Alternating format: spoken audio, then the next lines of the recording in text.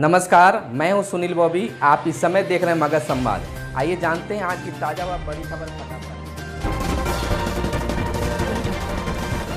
आज 11 जून 2020 है। आइए पहले फटाफट अंदाज में शुरुआत करते हैं बिहार की ताजा व बड़ी खबरों से।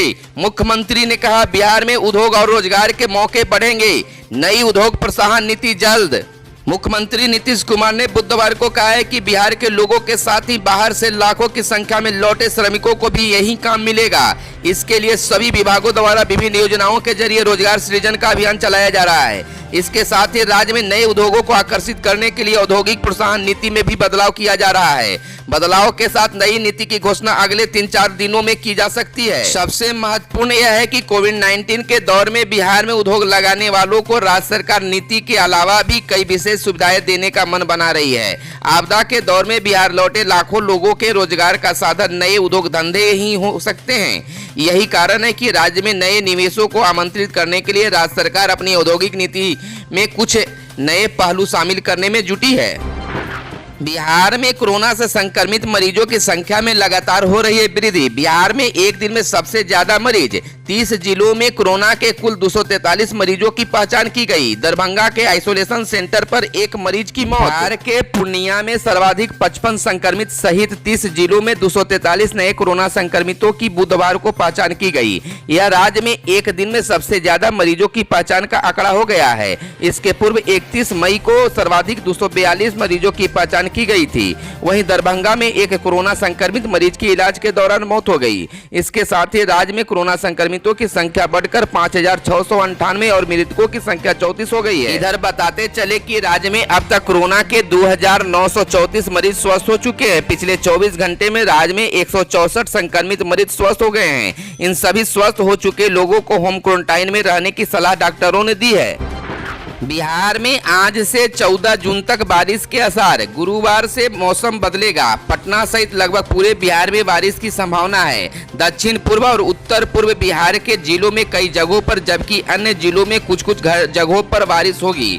पटना में भी बादल छाएंगे। गरज के साथ ठनका गिरने की चेतावनी भी जारी की गई है। मौसम विभाग ने 14 जून तक बारिश का पूर्वानुमान जारी किया है। मौसम विभाग के अनुसार बंगाल की खाड़ी में एक निम्न दबाव का क्षेत्र बना हुआ है। इसके अलावा पूर्वी उत्तर प्रदेश और उड़ीसा में बने साइक्लोनिक सर्कुलेशन बिहार झारखंड के ऊपर आपस में मिल गए हैं। इन कारकों के कारण बिहार में बारिश की संभावना बन रही है। यह स्थिति 2 दिनों यानी शुक्रवार तक रहेगी। इसके बाद शनिवार और रविवार को मानसून के प्रभाव से पूरे बिहार में झमाझम बारिश की आसार है। बता दें कि गुरुवार और शुक्रवार को दक्षिण पूर्व बिहार के खगड़िया, मुंगेर, भागलपुर, लखीसराय, जमुई और बांका तथा उत्तर पूर्व बिहार के सुपौल, अररिया, किशनगंज, सहरसा और पूर्णिया में बारिश की संभावना है।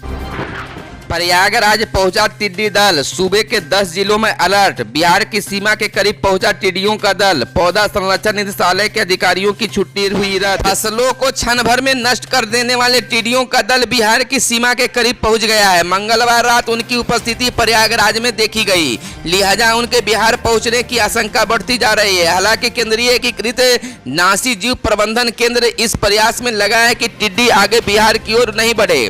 बावजूद सरकार ने पहले से अलर्ट पर चल रहे सीमावर्ती 10 जिलों में कृषि अधिकारियों को सतर्क कर दिया है कि टिड्डियों का दल जब झांसी पहुंचा था तो राज्य सरकार तभी से सतर्क हो गई है। कृषि सचिव डॉक्टर एन श्रवण कुमार ने पौधा संरक्षण निदेशालय के अधिकारियों की छुट्टियां रद्द कर दी है। साथ ही अवकाश के दिन भी कार्यालय खोलने का निर्देश जारी किया है। कैमूर, रोहतास, बक्सर, भोजपुर, गया, औरंगाबाद, सारण, सिवान, गोपालगंज और पश्चिम चंपारण जिलों के लगभग सभी पंचायतों में टिड्डी दल संभावित होकर आक्रमण कर सकती है। संबंधितों को चेतावनी दी गई और एडवाइजरी भी जारी कर दी गई है। मॉक ड्रिल भी किया जा रहा है। प्रखंड व पंचायत स्तरों पर जागरूकता अभियान चलाया जा रहा है। बिहार के सभी जिलों में 13 से कोरोना जांच। राज्य के सभी 38 जिलों में कोरोना की जांच 13 जून से होने लगेगी। सभी 32 जिलों में जांच हो रही है। शेष जिले सीतामढ़ी, वैशाली, अररिया, समस्तीपुर, शिवहर और शेखपुरा में 13 जून तक जांच की व्यवस्था हो जाएगी। स्वास्थ्य विभाग के सचिव लोकेश कुमार ने प्रेस कॉन्फ्रेंस में कहा कि 3 मई के बाद आने वालों में 3989 लोग पॉजिटिव मिले हैं। यह कुल पॉजिटिव मामलों का 71% है। 1 करोड़ घरों में जाएगी पीएम की पाती। आम लोगों के नाम लिखी गई पाती को बिहार भाजपा 1 करोड़ घरों में पहुंचाएगी। इसके लिए 11 से 14 जून के बीच महासंपर्क अभियान चलेगा। प्रदेश भाजपा अध्यक्ष सांसद डॉक्टर संजय जायसवाल खुद पटना के विधायक नीति नवीन के साथ बांकीपुर विधानसभा क्षेत्र में आनंदपुरी के बूथ संख्या 19 से इस अभियान की शुरुआत करेंगे। बता दें कि बुधवार को प्रदेश कार्यालय में पत्रकारों से बातचीत में प्रदेश अध्यक्ष ने कहा कि मोदी सरकार के दूसरे कार्यकाल का 1 साल पूरा हो गया है। ऐसे मौके पर खुद पीएम आम लोगों से जनसंवाद किया करते थे, लेकिन कोरोना के कारण इस बार वे ऐसा नहीं कर रहे हैं। पार्टी ने तय किया है कि आम लोगों के नाम लिखी गई पाती को घर घर पहुंचाया जाए। पाती में अनुच्छेद 370 हटाने के लेकर किसान, व्यापारी सहित सभी क्षेत्रों में हुए कामों का उल्लेख है। 4 दिनों तक विशेष अभियान चलाकर घर घर में पीएम की पाती पहुंचाई जाएगी। बिहार में होगा कई देशों के कलाकारों का प्रदर्शन। केंद्र सरकार के विदेश मंत्रालय के तहत संचालित भारतीय सांस्कृतिक संबंध परिषद और बिहार सरकार के कला संस्कृति विभाग के बीच बुधवार को एक करार हुआ।